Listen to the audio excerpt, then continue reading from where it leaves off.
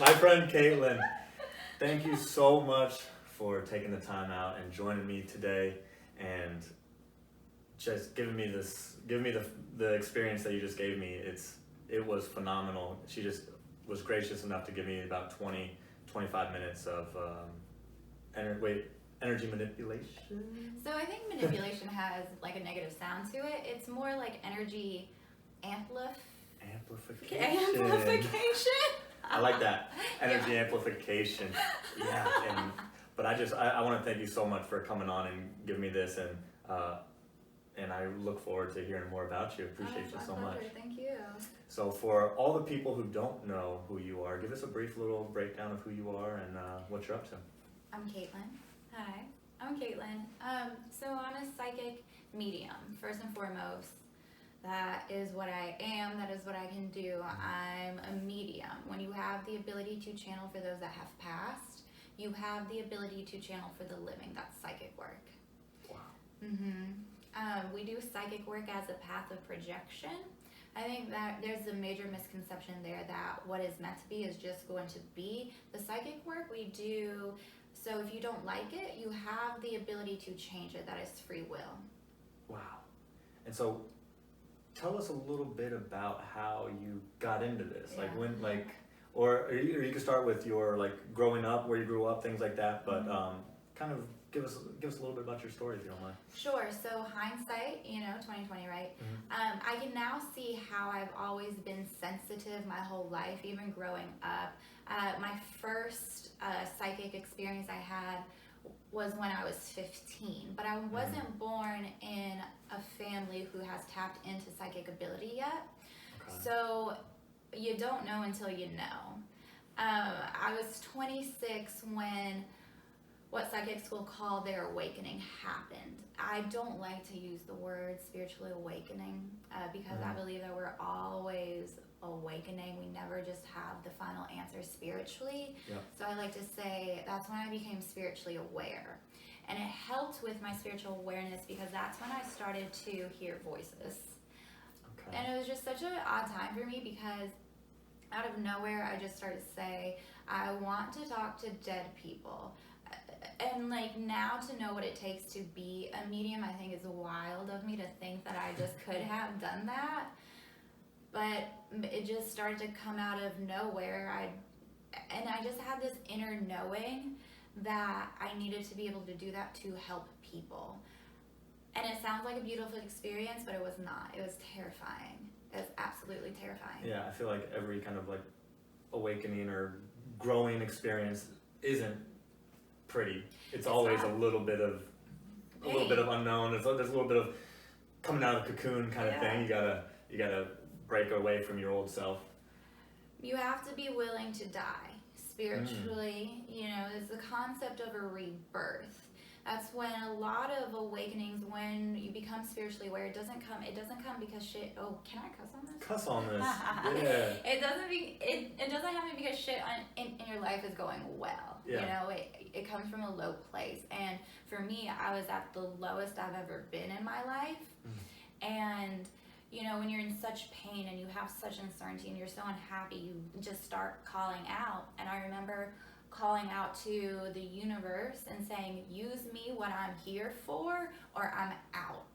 And they gave me what I was here for. Yes. Yeah. So if you feel like, how was your 15-year-old experience that you had when it first happened to you? Tell me a little bit about that happened. I was 15, it was 2005, so everyone was laying in tanning beds. So I was in a tanning bed, and it was because it was a meditative state. Yeah. And I saw my boyfriend cheating on me. Wow. Yeah, and it was true. In the moment? In my third eye, when you tap into clairvoyancy, it's like that dream-like state. Yeah. So you kind of see it as that dream-like state is happening, and I saw it happening. That was my first psychic experience. Wow. So and then at 26, that's when you finally had your awakening. And so what was there anything in between that kind of helped you kind of figure out that this was Sure. what you're meant to do, kind of thing? So, you know, something like that happens and you kind of just like, oh, you know, whatever, I don't get it. It was actually when I was 8 was the first time someone told me I was psychic. My dad was really into palm readers. That was like his thing, which if you were to meet him, you would be like, there's no way this man's in spirituality. And he took me to a palm reader with him, and I was 8 years old, and she said, you realize your daughter has a psychic hand. And I remember on the car ride back home, he was like, do you think you're psychic? And I was like, I don't know, that'd be crazy. I have no idea. But since I was 15, other like odd things like that happened. Like just me knowing things, dreams. I dream like insane. Just I've just always been wise for no reason. And I've had an easy time with spirituality, and I started to question religion at a too young age. So those things happened. My friends in college, we had this running joke that I was psychic. It would just, if like I would say something, they'd be like, well, you know it's gonna be true because Katelyn's psychic. Yeah, like well, that's so true. Raven. Yeah, that's so Raven exactly. vision. or like my roommates would come home and I would stop everything. I'd be like, I know you have something to tell me. Stuff like that. But it wasn't until the voices when I was 26 where I was like, something odd's going on. And I fought it, actually. I know it's funny now because I work full time in this profession and I'm so grateful for it. But when it first started to happen, I was not into it. You know the saying, when the student is ready, the teacher appears. Yeah. So that's how I met Ed Carlton, who is my mentor, and he helped me understand what was going on, and he helped me hone in on my skills. Most importantly, he taught me how to turn it off, so I'm not always in connection and receiving, and he asked me to join his team. And it's so funny because the first time he asked me to join his team, I said no. I was like, I don't want to do this. Wow.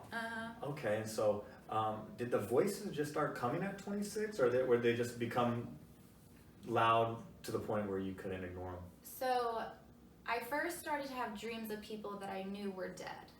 And I was 8, that's when I first started to learn how to control my dreams. I could stop the dreams, and I remember saying, what's the message? I know you're here to give me a message. And they were a little taken back. They're like, excuse me. Yeah. But the voices that I start to hear were spirit guides. So I work with angelic energy. I started to hear Archangel Ariel and Archangel Metatron, and they would call my names at night.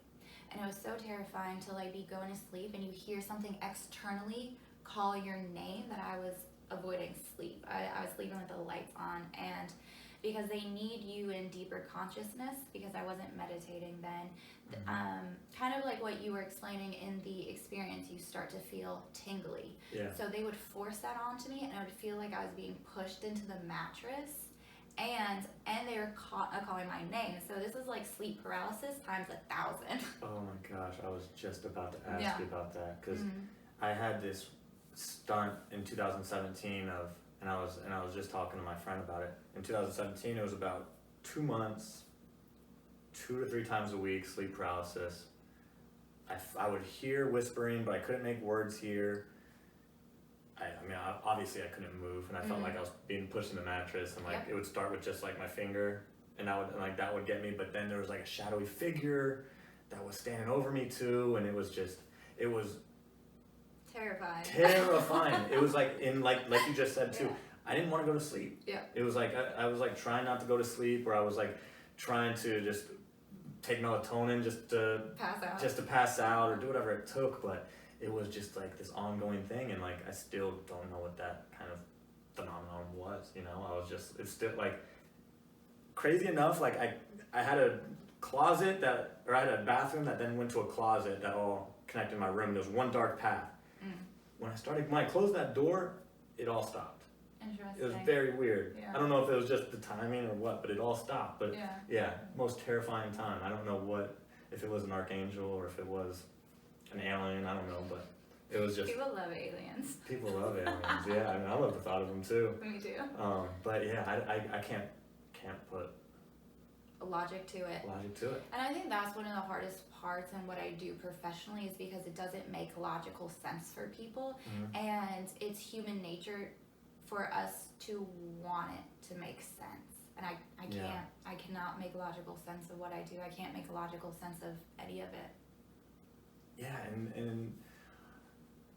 and so it's kind of like there's an energy aspect to it. There's kind of a spirituality aspect to it as well, and with like it's always interesting because like there's always like the people that like energy, and then there's like religion on the other side, and it's like if you're carrying crystals, you don't believe in God. Like it's a weird kind of thing. But when did you like start like shifting or was it always just an energy thing? Could you always like feel like energy before like even the voices and stuff? Was it always just like your roommates would come in, you would feel that they had something to tell you, and you'd be like, what's going on? What is it? Exactly. I'm incredibly empathetic, and that's how I use my connection, especially when I'm doing psychic work, is I connect via emotions. So be able to, like, in order to be able to do that, I have to just feel it. I trained on clairsentience. So like clairvoyancy is the most popular. People know what that is. Clairsentience is the clear sense of knowing through feelings. So everything I know, I feel it deeply. I can feel the past loved ones in the room. I can feel what's about to happen to you. And it's one of the harder ones to explain, but it is energetic. It's all energy. Everything in this world is energy. Yeah. And it just is. Yeah, and you kind of touched on it too, like the emotional aspect is like big on energy too, because even like I just like, it's like, yeah, if someone has something on their chest, their emotions are usually a little different. They're not making eye contact, things like that. You kind of see those things, but because I've like, as after you can probably tell, I've been blocked off emotionally for a long time, and now I'm just now like starting to let my emotions like I've cried more in 2021 than any year probably in my life, even as a kid. Good. I love crying. Yeah, but just like I'll listen to a damn song and it'll make me cry. It'll just make me tear up, and it's like, it's just a song I listened to 100 times, but that one time it made me cry, and it's like I'm starting to feel energy.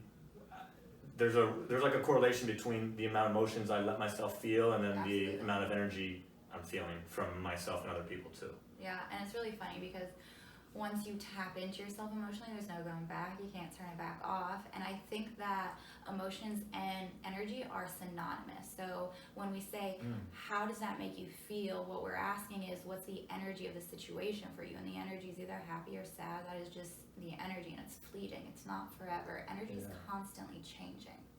That's why when we do psychic work, there's so many paths to choose from.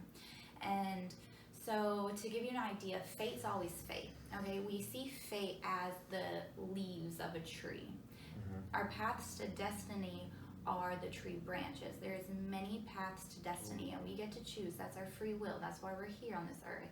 But fate's always going to be fate. It's just we get to choose how we get to it. How do you get to that leaf? Now, spoiler alert, it's human nature to make it more complicated and more difficult. We love to suffer. Humans love to suffer.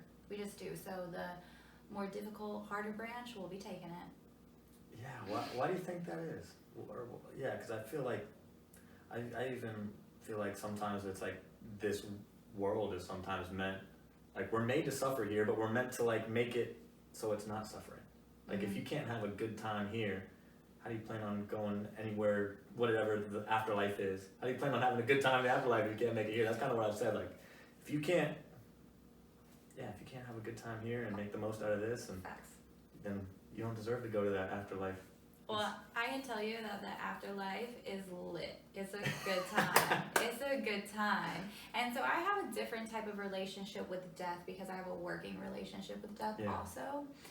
and I've experienced death not just in trance meditation, but also by doing mediumship work and experiencing death through the person I'm connecting with.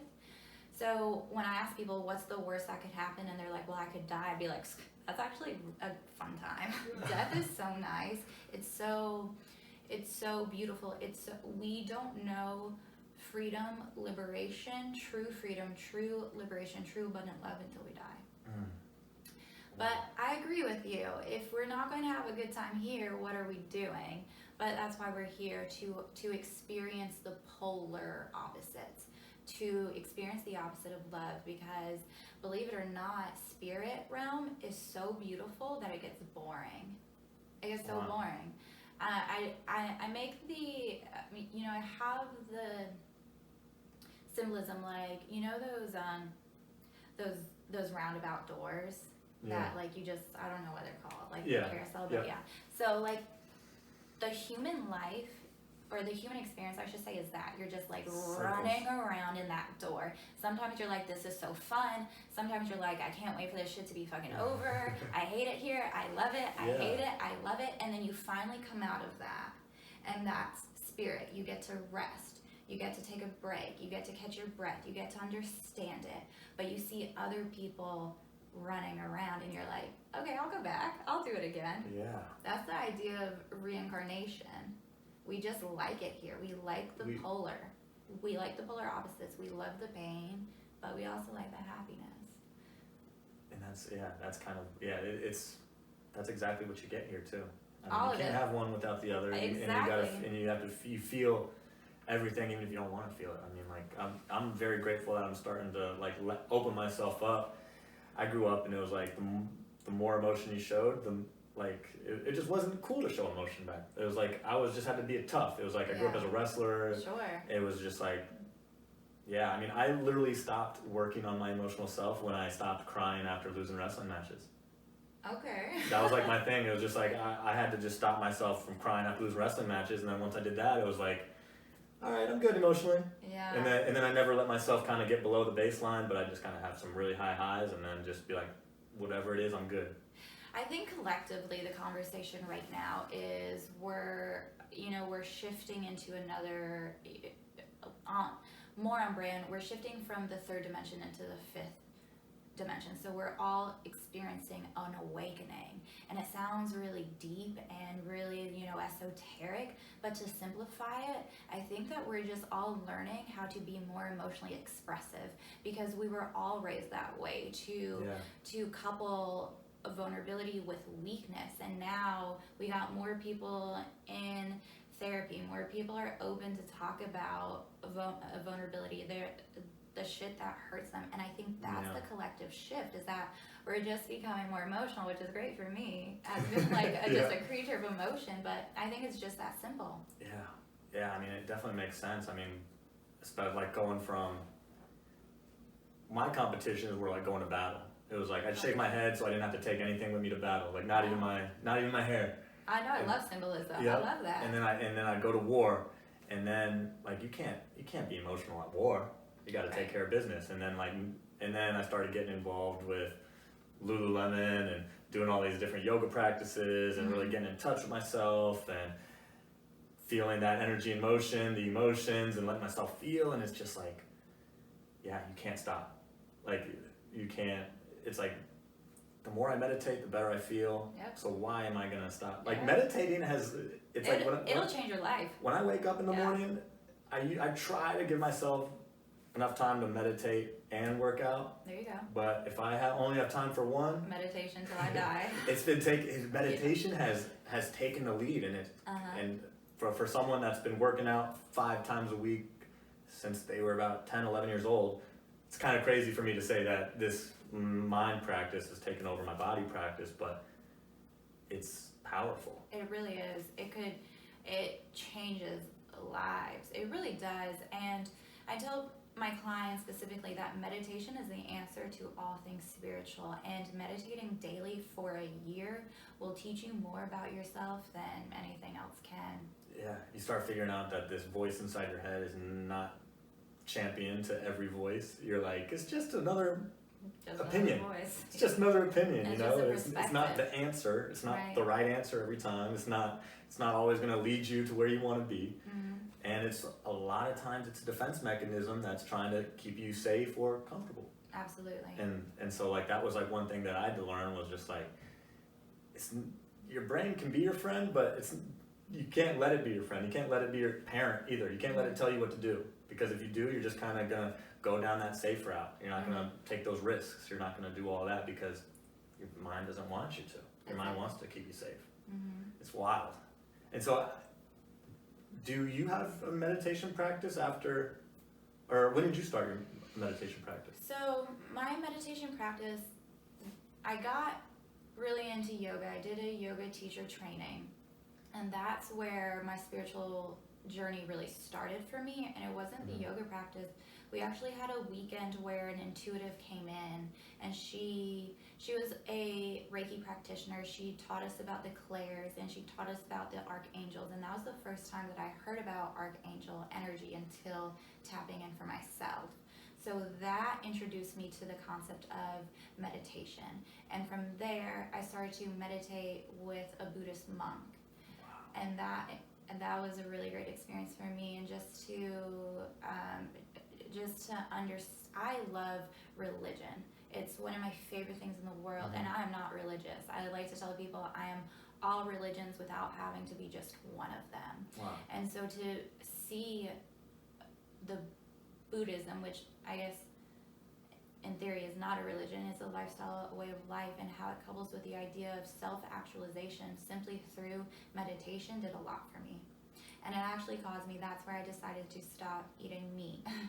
And because your body processes, it takes so much energy to process meat, and so it's suggested in Hinduism, and that's why, Hindus and Buddhists, they are vegetarian, because you want to use that energy for a deeper meditation practice. So starting to meditate, it changed my whole life in more than one way. And I love to meat. I love ham. Yeah, man, yeah. Shoot, I almost go carnivore on sometimes, and so that's my thing. But yeah, so where did you meet this monk? Was it at the yoga teacher training, or? No, so I've always wanted to meet a monk, and so that's kind of why. So she's in Charlotte.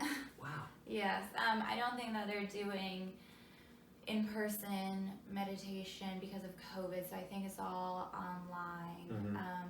Aya is her name, and she is in Shamrock, Charlotte, and I just Googled it. Wow. Mm-hmm. I've always wanted to kind of go live with monks and kind of see what that lifestyle is. You would be a great monk. And just kind of go and live that lifestyle. Just be. It's just be. I just want to be. They just be. They just be. They just be. Yeah. Oh my gosh. So that was a really cool experience for me, and I think my spiritual journey, it started with just exploration and research, like it does for so many people. I couldn't learn enough. And when you're open to learning, you're open to experiencing, spirit will take over and bring you exactly where you need to be. And so how has this ability helped, how has discovering this ability helped you kind of grow as a person? Discovering yourself through helping others and being the medium. Sure. So there is this idea that the more spiritually aware you become, the easier it is to have a human experience, and it's the fucking opposite. The more spiritually aware you become, it becomes harder to become a human. So I have a really hard time humaning because I have just this natural sense of spiritual awareness. So I have to remind myself that it's okay for me to have a human experience, but I'm always pulling at the bigger picture.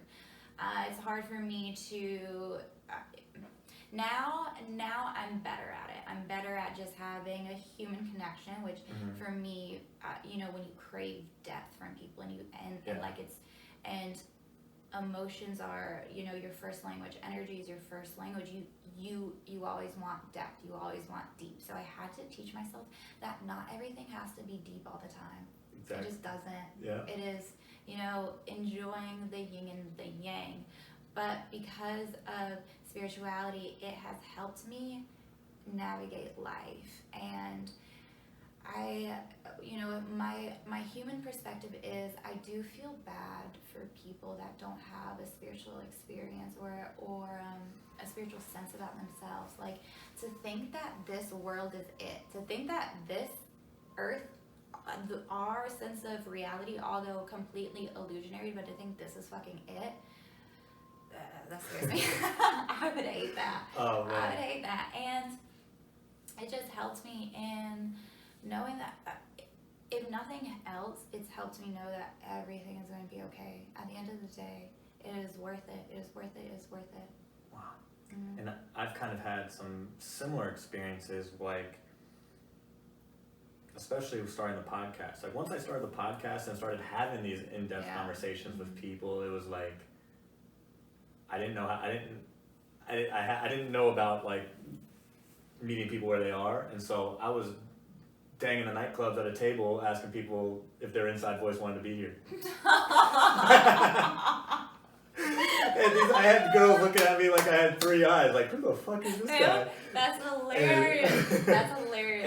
And then I was like, and then I'd always kind of be let down because I was looking for this deeper connection in the wrong place. In the wrong place. And so it was like, let me just keep doing the podcast, and like, let me go have coffee with somebody instead of trying to, and like, maybe not meet people at the bars and things like that. Because I would have, I'd come back, like, it took me a while because I spent so much time, like, West Virginia, #1 party school. When I was changing tires in NASCAR, it was like 38 weekends a year. Oh, sick. And so but I was partying all the time. Sure. And I was always like, I was running from myself because I wanted validation from other people. And then once I started, like, kind of wanting something deeper, it was like I had to look in different places. Within yourself first, always. Oh, yeah. You want something deeper, you gotta sit with yourself. I think what I do love about this work is that I have a responsibility to always be looking within myself, because if I don't, I will project on my readings, and that's what happens. If there's things within you that you're not willing to look at, you're going to project it, and the last thing a psychic medium wants to do is project on readings, because I need to be right. That's how I keep retention, by being right. And so I have to completely remove Katelyn from the situation, and in order to remove yourself from any situation, you have to know who the fuck you are. And how did you discover that? What do you mean? Discover who you are. I'm still figuring mine out. So I don't know if I'll ever fully understand Katelyn, and I know that that's how I fully accepted her, because I don't need to fully understand her. I can just let her be who she is without needing her to make sense to me anymore. Ooh, that's the best answer I've ever heard. Wow, yeah, because like, I'm still in the process of accepting myself and who I am, and it started off with pictures. Like, it was like I would be that person that would take 100 pictures and pick one, and now if someone's taking a picture of me, or I just take a picture and I'm like, that's me, post it, send it, it's like show everyone. It's me, it's like I got a little offset eye. It's like things I just gotta accept about myself. It's just acceptance, and and the easy way to do that, we have to remind ourselves that we are the universe in a small bit, experiencing the universe. It is the universe experiencing the universe through itself. So if you want to accept yourself, you have to just see yourself as a living art. You are art. So just be full expression of that art, and everything takes care of itself. We are just artists. We are here to create, to experience, to love, to know pain. And artists love fucking pain. We're just artists. So see yourself as this masterpiece. Everything else just kind of falls into place. We are masterpieces. We are. I mean, we really are. We're these crazy meat machines that are just meat suits. I always love that. Meat suits. The little meat machine that just I couldn't tell you exactly how everything arrived so perfectly in us, where our hearts are beating and our limbs are moving, and we have these green veins, blue veins running between. And all these cells that just want us to thrive and live. The healing aspect. It's crazy. It's insane. There's so much that there's so much tangible stuff in this universe that, like, I mean, it's and we're part of it. Yeah, and I see that in my meditations too, when it's like Dr. Joe Dispenza talks about, like, becoming nowhere, no one, and no time, and it's just like that's kind of where I feel like I'm tapping into source and creation and I'm in that realm. It's like just creation. Everything and nothing all in one. We are everything and we are nothing. That's all we have to be.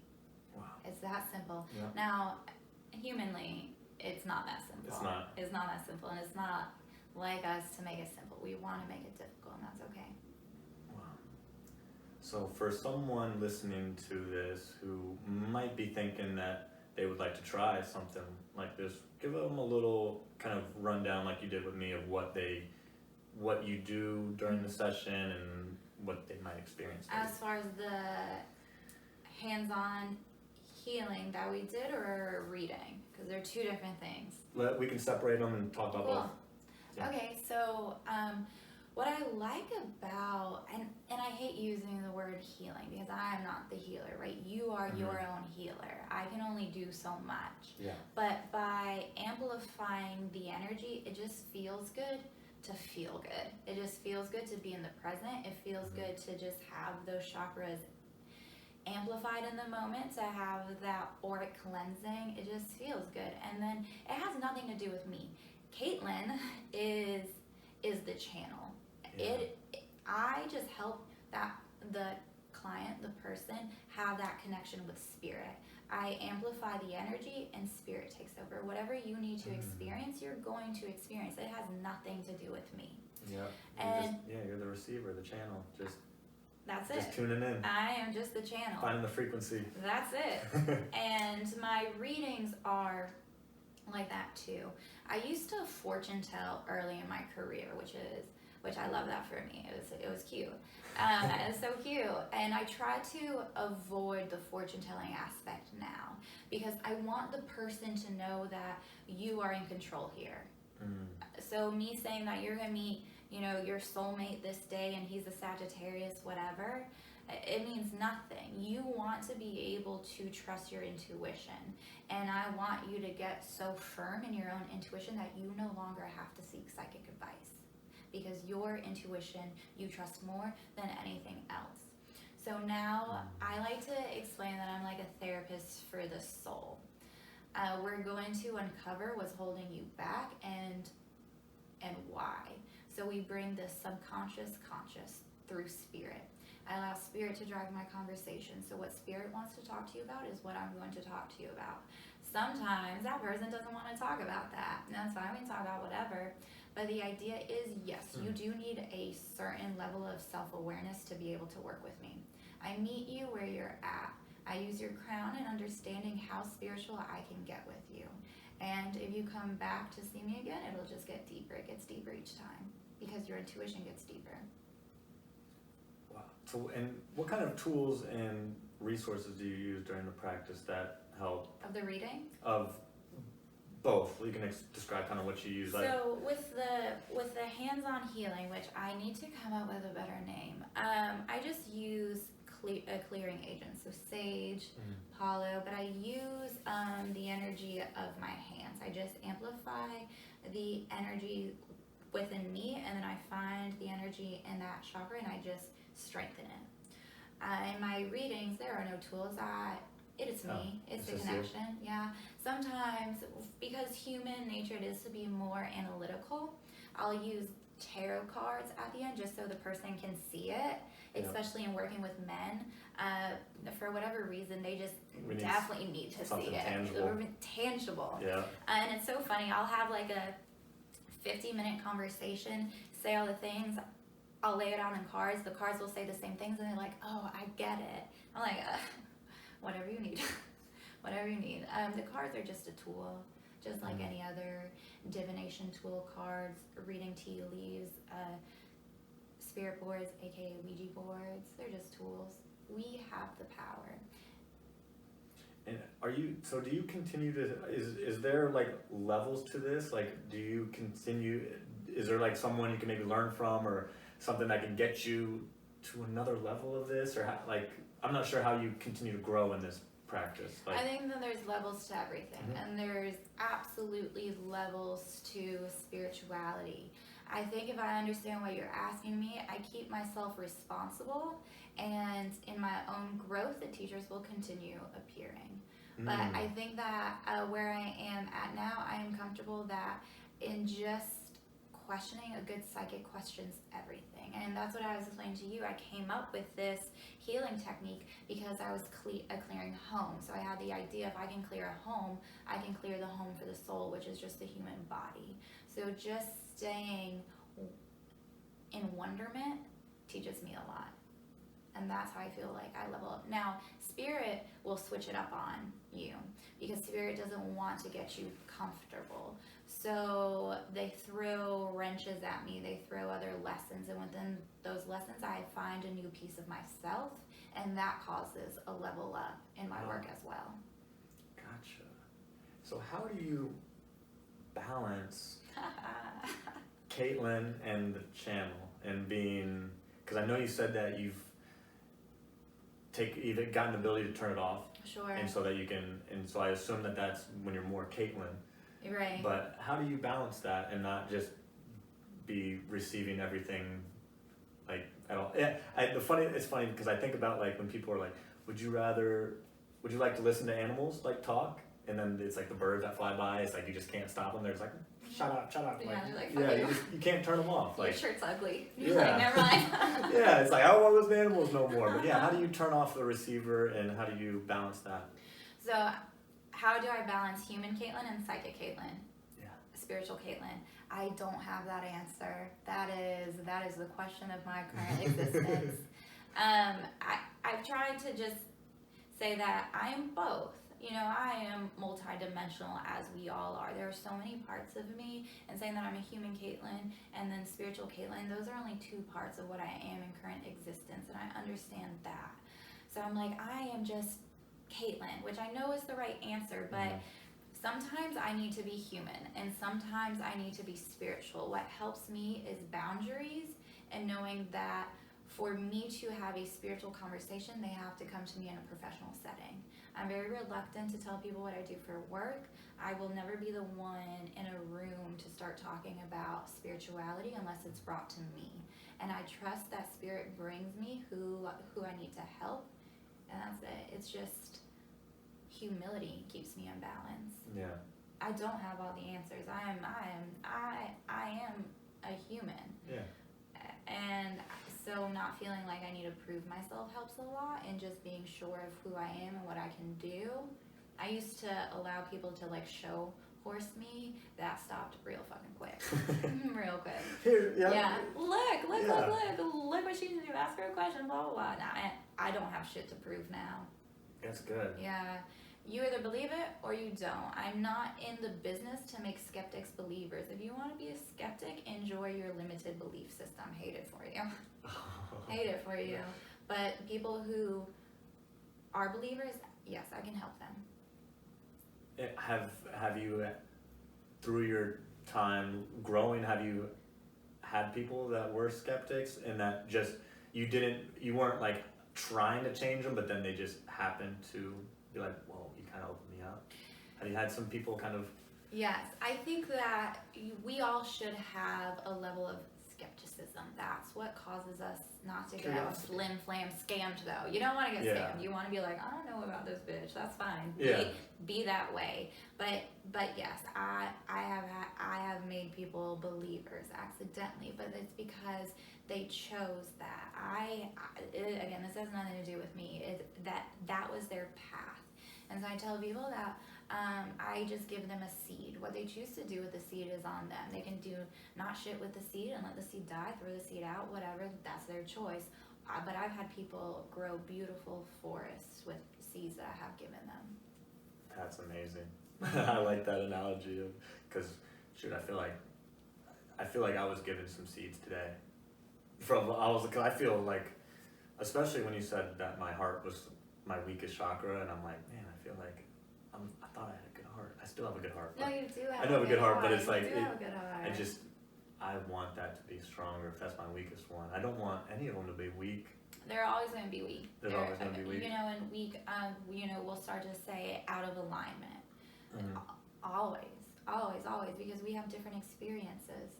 Every day we experience something, and some days my crown is on it. I'm psychic as fuck. And then some days my crown, I can't dream for shit. It's just balance. It's balance. You know, it is a human concept to say weak, strong, right, wrong. But universal, it's a binary. Exactly. Universal energy only knows balance and imbalance. There is no right or wrong. It's just yeah. Does this align with you or does it not? So I guess my next question would be, can you go into one of these readings if you're unbalanced? No, I have a responsibility to spirit and to my clients. So everything I do is for what I do for work. I'm just not a psychic medium for work. I am a psychic medium. That's just what I am. So the way I eat, what I consume, the people I hang out with, me preserving my energy, I have a responsibility. And so if I'm fucked, no, I cannot read. How have you learned that taking care of yourself to be the best that you can be at that medium? What is it? Has it been like, I know you mentioned that you gave up meat. Is it working out? Is it connection with other people? Is it how do you keep your battery full? I love this question, and I think that this is a question everyone should be constantly asking themselves. What can I do to keep my battery full? Because our batteries are always going to be changed, right? And what filled us at one point no longer fills us. But for me, it is everything. It's art. It is knowing myself keeps me full. I have to spend a lot of time by myself. And I just can't put my phone in the other room because I'm dramatic. I gotta turn it off completely. I have to completely disconnect and be with me, because first and foremost, I have a responsibility to myself to make sure that I'm okay to continue working. So that's a lot of time. Me exploring my own feelings, writing poetry. I do really well with inspiration. I need constant inspiration. If something does not inspire me, it ain't got shit for me. So how do you find these inspirations? Doing stuff like this, meeting other people, museums, cultures, religions, having different experiences, showing up authentically myself. If you want to fill your battery, let people love you. Let people that love you. Receive it. Yes. And I also love eating. Gosh, I love eating too. Eating's so fun. Yeah, eating fills my battery. In more ways than one. I love eating. Yeah. Do you have any pets? I do not. I had a pet, my best girl. I lost her January last year, and that was a beautiful experience with grief for me.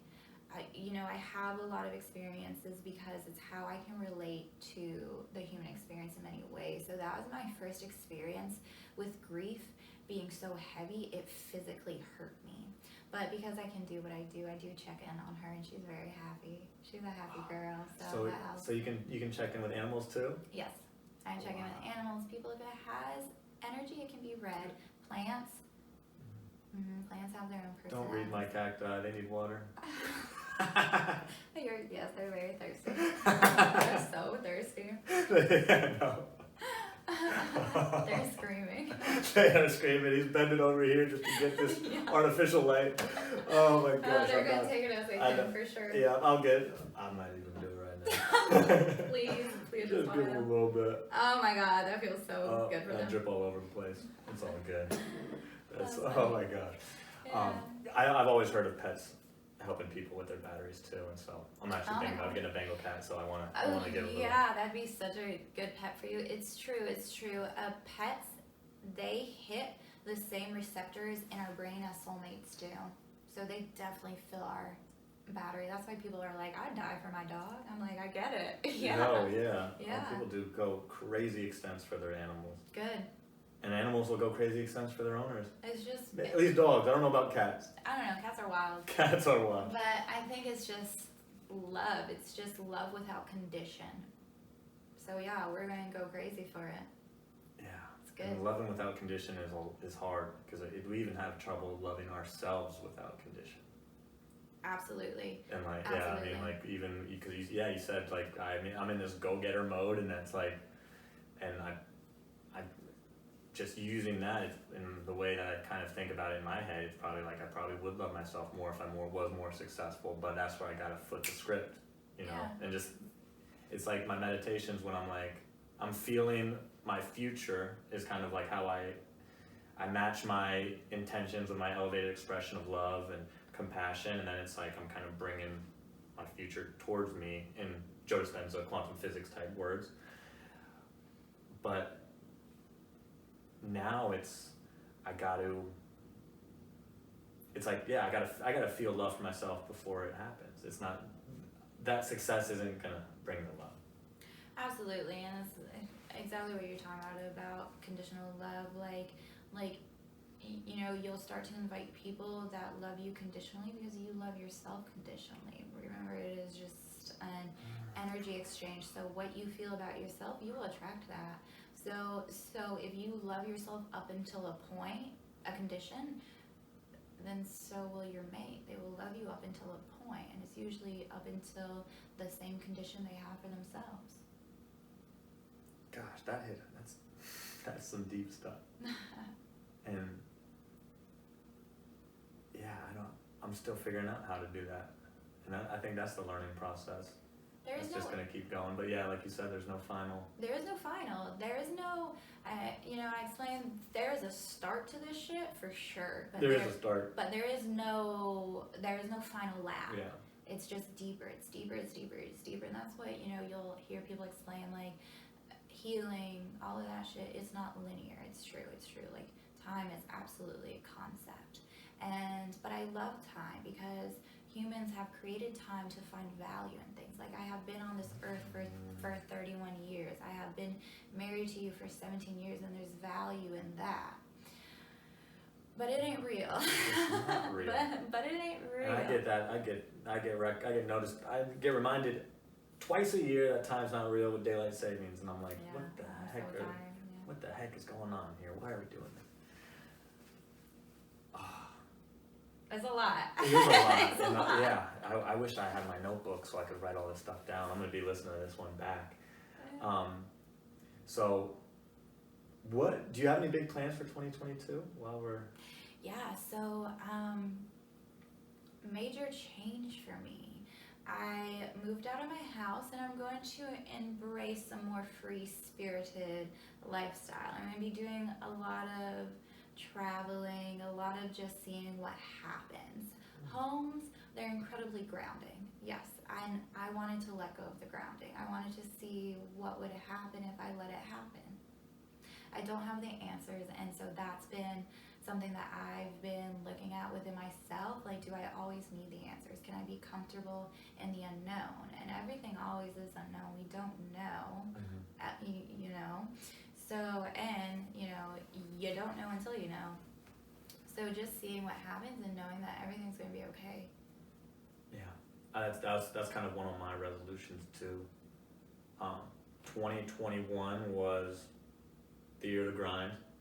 2 jobs, a wrestling club, a podcast. Wow, yeah. And then this year, it's like I want to, because last year I only made 12 podcasts because I was so busy, and it was actually the most injury-filled year too.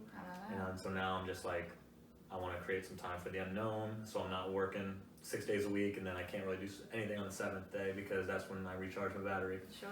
And yeah, I want more unknown.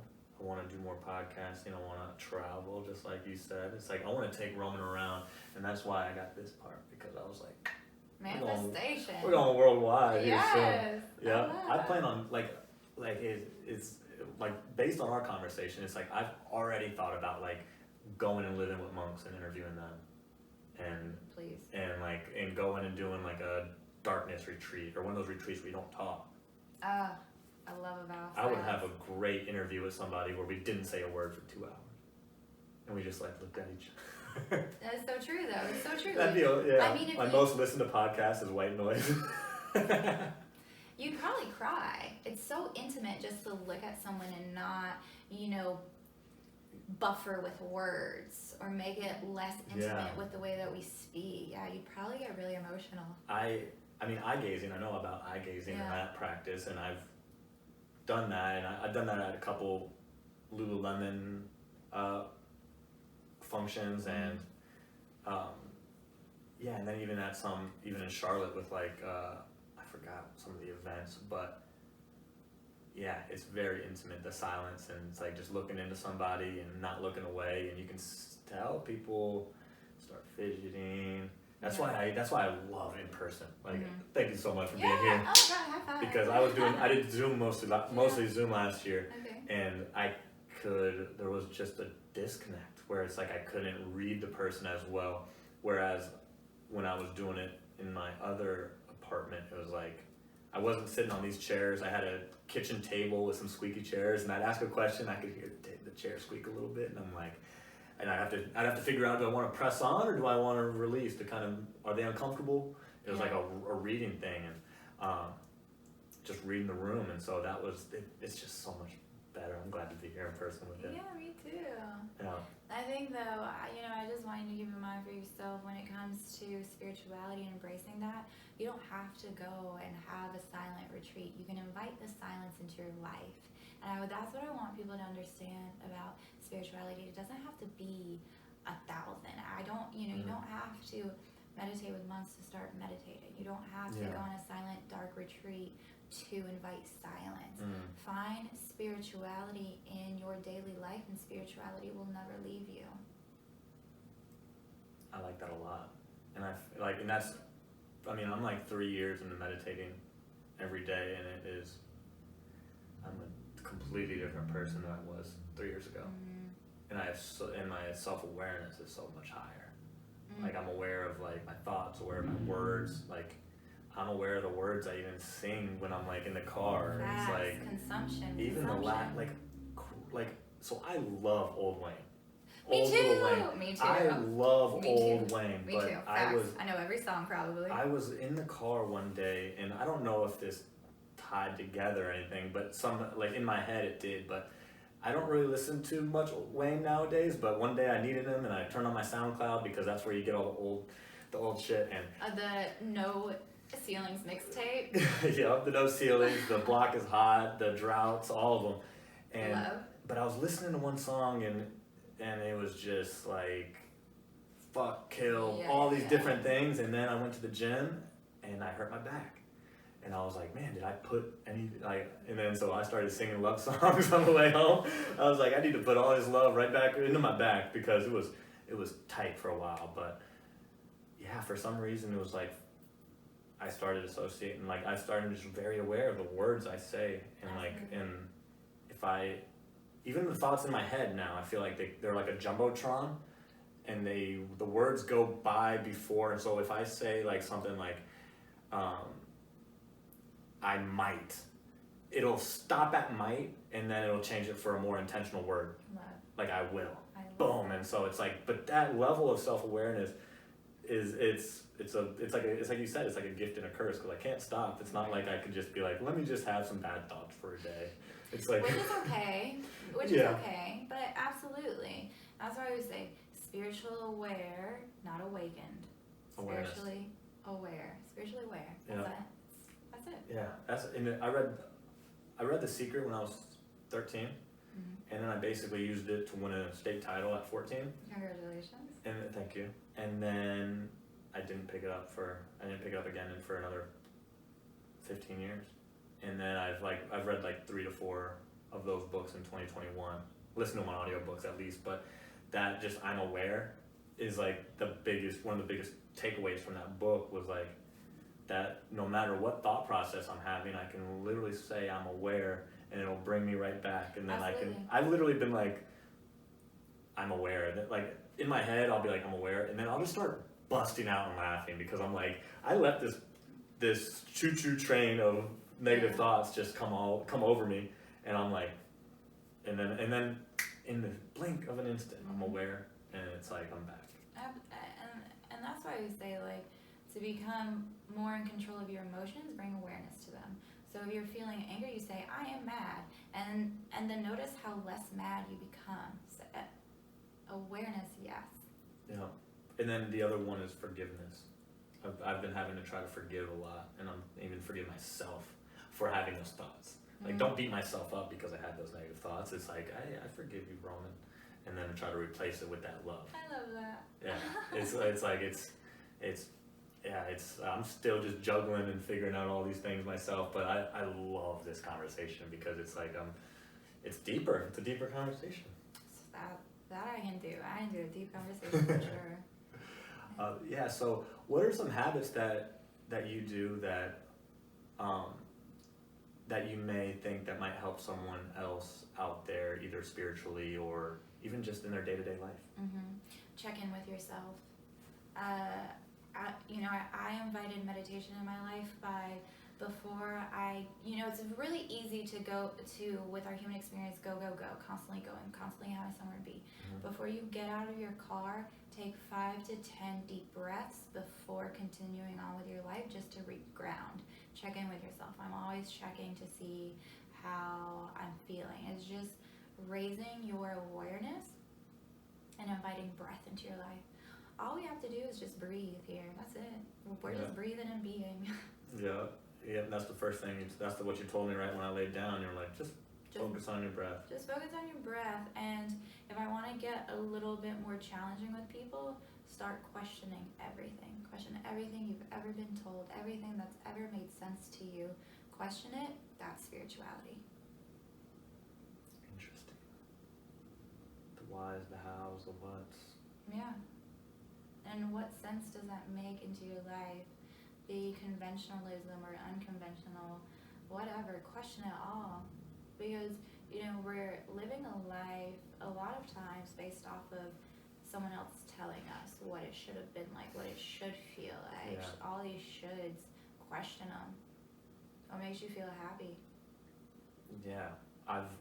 Through my self-development, it's like I've had to track things down, like back to childhood and back to like, why am I having these initial thoughts of like, I'm trying to think of what conditioning. Yeah, whatever that thought, whatever that feeling may be, but it's like, yeah, I've had to kind of unlearn things that were taught to me by someone who I thought knew everything, but was just in the same boat that I am, learning everything on their own or in real time. Absolutely. We are never taught to question authority. We are only taught to be obedient. And so you want spirituality, question authority. Question what you've been told. Question, and even start questioning yourself so deeply. Question yourself as to why you're listening to the people you're listening to. Yeah. I think there's a lot that, I feel like we're in the age of questioning right now with everything that's going on right now. Which is easy now. And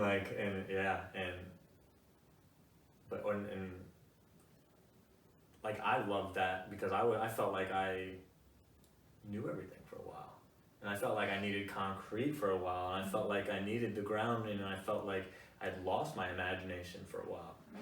And then it's like once I started opening up, it was just like so much opened up to me. It was like my brain opened up to just like different thought processes. It's like my body opened up to more abilities. I love exactly what you're saying. Start questioning stuff. Just start questioning, yes, Katelyn is incredibly special. But Katelyn is not special in the sense where I have a gift that other people don't have. It is a muscle. In the same way that, theoretically we all can run, if I don't train for a marathon, I'm not about to successfully finish a marathon. So with that idea, I have trained for a psychic marathon. It is a muscle we all have to work out. And we are born spiritually aware. We have high intuition. That's why it's said that children and animal can sense energy, sense spirit, but it closes off around that 6 to 8 year time frame, which is ironically when we start sending our children to school, where we stop teaching them creative energy or intuition. We tell them everything they need to know. We tell them to be quiet, to walk in a line, to sit here, don't question authority, do what you're told. Wow. So you can't tell me that doesn't go hand in hand. We purposely turn our human connection off to be obedient, to do what we're told to do. That's why I say, you want to be spiritual? Cool. Question everything you've ever known to be true. That Yeah, that makes complete sense. That's like, yeah, that's wild. I mean, even then, like I feel like the number one word said to a kid is no. Yes, And like, absolutely. and then because they're a kid, and they're questioning it. It's like they're most of the time they get told why no is the right answer and why they should do the other action. It is forced limited beliefs, a forced limited belief system on that we can't or we shouldn't or we're not good enough, and that's why when you start to change your perspective, start to work with the law of attraction or abundance, yeah, it's going to go back to your childhood, because that's when you first start to experience limiting beliefs. Wow. Are there any books that you've read that if someone wanted to learn more about this and maybe your words have inspired them, or maybe they're hearing voices too? Like, is there any books or any podcasts or anything that you would recommend to someone if they might want to learn more? So my mentor, Ed Carlton, wrote a beautiful book. It's The Psychic Medium Within. It explains his story, his journey, and then the second part of the book is it's more like a workbook where it teaches you basic foundational information about the clairs, stuff like that, and how to tap into the psychic medium within you. I tell people that are just coming into this, The Alchemist, beautiful book. It's such a good book. Gosh, I'm due to read that again and pick something new up. The book that changed a lot for me was Many Lives, Many Masters. That's a good one. That's too. a good one. Ooh. And When Things Fall Apart, Pema Chodron, which I don't believe I say her name right ever, that's biblical for me. And it's beautiful in the idea that we are constantly experiencing a rebirth, and in order for something to be created, something first must be destroyed. And we're constantly transitioning, we're constantly changing, we're constantly experiencing that destruction so something more beautiful can come. So it's a book on surrender. That's awesome. I actually have listened to the audiobook Many Lives, Many Masters, and that one was a wild one too. Yeah, that's a good that one. Yeah, that one was good. I've gotten into a couple of those. Untethered Soul was one of my first audiobooks that kind of had me thinking about the voice inside my head and stuff like that. It's thank you for listening to those books and stuff too. Absolutely. But we're about an hour in. That good. just flew by. This is a good conversation. Yeah. So for anybody at home that would like to follow you or learn more about your practice and where they could maybe schedule something, tell us where they could find you. So scheduling is going to be on psychicmediumed.com. That is the team that I am part of. You can find my services and you can find his services. If you'd like to follow me on Instagram, it is Stay Witchy. Stay Witchy is the idea of the higher self, tapping into intuition. It's going to be a little dramatic and a little moody because I use that as my scope of full expression, and so I'm going to be a little bit more dramatic there, but I invite you to the journey. It's a good time. Awesome. Yeah, I've been following it, and that's why I've always been like, you just seem so mysterious. I gotta figure out, is she okay or is she not? That's the mysticism. Yeah, and she is more than okay after this conversation that we had. But Katelyn, again, thank you so much for joining us, and I really appreciate your time and sharing everything with us.